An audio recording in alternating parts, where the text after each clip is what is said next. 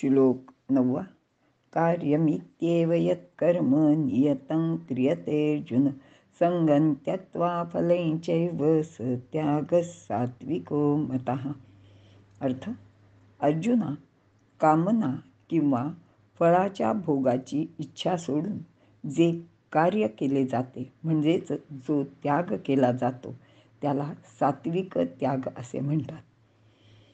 विवरण: कर्म दोन प्रकारची असतात.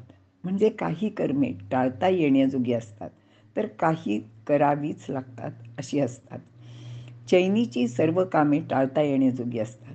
ती केली नाही तर कोणाचे काहीच बिघडत नाही किंवा अडतही नाही, किंवा ती न करणेच हिताचे असू शकते.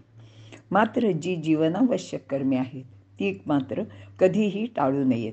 ती करणे आपले कर्तव्यच असते. अशा प्रकारची आवश्यक कर्मे नियतीनेच आपल्याला नेमून दिलेली असतात, म्हणून त्यांना नियतकर्म असे म्हणतात. अशी कामे करताना संग व फल यांचा त्याग करणे आवश्यक असते. अगदी खाणे किंवा जेवणे हे कर्म लक्षात घेतले तरी त्याचा संग टाळावा. नाहीतर केवळ जिभेचे चोचले वाढतात आणि त्या पदार्थाची आसक्ती वाढत जाते आणि मग तिथूनच आवडनिवड म्हणजेच राग द्वेष निर्माण होतात.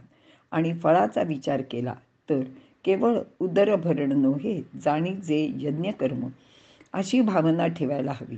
अशा प्रकारच्या त्यागाला सात्विक त्याग म्हणतात असे भगवंत अर्जुनाला सांगत आहेत.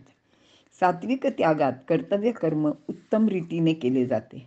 शिवाय त्यामध्ये कर्मफलाचा उपभोग स्वतः करण्याची इच्छा मात्र केली जात नाही.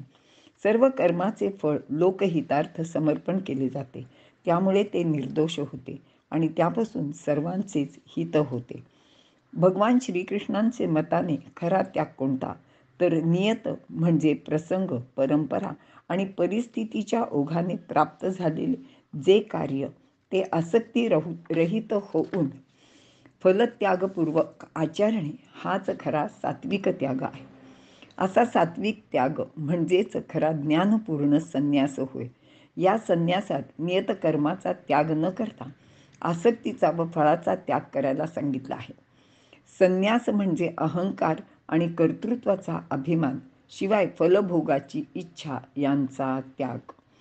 अर्जुनापुढे करायलाच पाहिजे असे युद्ध नियतीने उभे केले आहे. ते युद्ध संग टाळून व फळाची इच्छा न धरता लढायला हवे किंवा केलेच पाहिजे. हा सात्विक त्याग ठरला असता. कर्म करूनही त्याग साधणे हेच खरे कौशल्यसुद्धा आहे आणि अशा कौशल्यालाच योग म्हणतात. आपण दुसऱ्या अध्यायात पाहिलं आहे की भगवंतांनी सांगितलं आहे की योग कर्मसु कौशलम. आणि इथे आपण थांबूया.